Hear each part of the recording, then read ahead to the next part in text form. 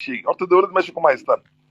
waxaad haystaan shirkad yar oo xasan sheekh maxamuud uu madax u yahay oo dalaal ah oo soomaali khayraadkeeda iyo nolosheeda iyo waa shirkad baad haysan oo faa'iido doon ah faa'iido doon oo inay masaqaad ka dalaasho mise inay maxay ahayd badii ay sii gado oo mise dad extension u samayso in blockska la hagaajiyo oo wareegaysaad haysaan oo mar ay tagto maxay ahayd imaaraadkii iyo oo cid kasta oo anybody who cares to pay a price to them they're willing to mortgage and sell the Somali future, the future of the Somali nation. Marka horta taa iyada waa haween waa it's a dead situation. Way u dhamaatay waxa meesha allada qaran iyo waxyaabo calanka intii yaradoo ka horeysay oo ninkii ka horeeyay uu hagaajiyana hadduu sii burburinaya ciidankii baa la sii burburinaya wixii oo dhan baa la kala qaadaya meelba meel bay ustagaystayaa wixii waa isku sii yaacaysaa ku talagal bayna tahay isku yaaca Soomaaliya iyagaba laga faa'iideysto oo wax garaad la'aantoodii maaragtay laakiin cadow shisheeyana weligii fargelin buu ku hayay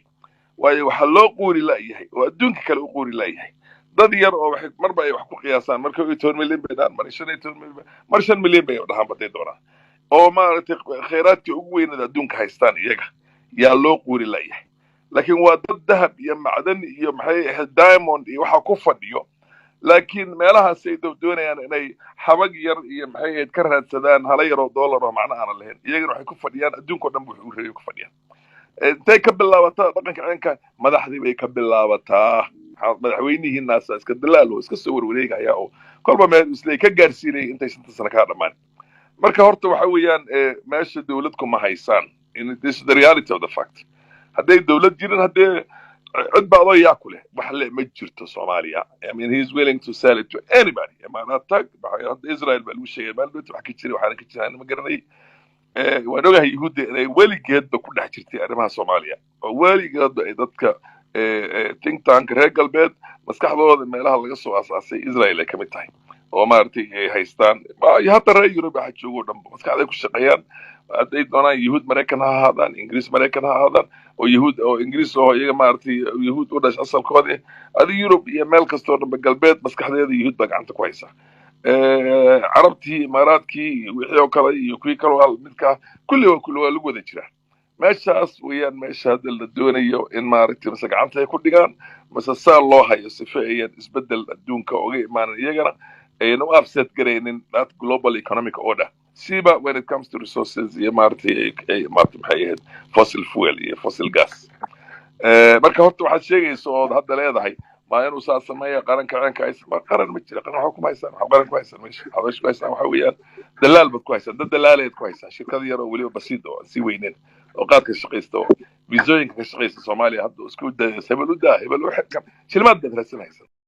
soo dhawaada codka aad dhegaysateen waa faarax macalin dawaare oo Kenya ka ahaan jiray xubin baarlamaan ama gudoomiye baarlamaan intaba soo maray inuu gudoomiye baarlamaan soo maro ma aqaan laakiinse in mas'uul oo ciidamada dawladda Kenya ku jira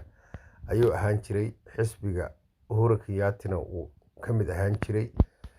ninkan faarax macalina shaqada uu hayo oo macnaha hadda uu hayo iyo tii awal hore uu hayn jiray waxa dhan waa isaga dhax qasmeen ma yaqaan meel uu ka shaqeeyay meel uu maaragtay ka hadlo faarax macalin wuxuu ka hadlayaa Twitterka codkan waa cod sir oo laga soo duubay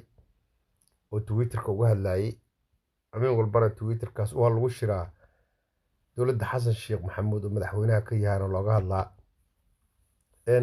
faarax macalin wuxuu dhaleelayaa dawladda Xasan Sheekh wuxuu ku sheegay shirkad yar oo ka ganacsata danaheeda ka ganacsata ummadda Soomaaliyeed waxba u qabaneen uu sheegay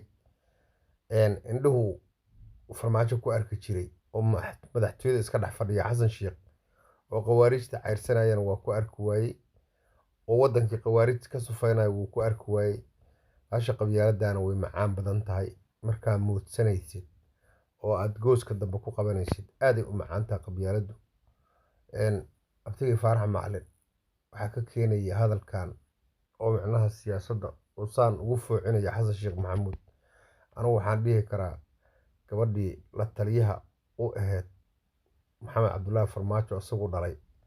oo madaxtooyada Soomaaliya uu ka shaqaaleysay maxamed cabdullaahi farmaajo oo faarax macalin dawaare dhalay oo Xasan Sheekh wuxuu yiri maanday hadee ninkii la taliyaha u ahayd meesha waa ka tagay adoo iska tag ka bax meesha gabadhaasuna ku xun yahay dabcan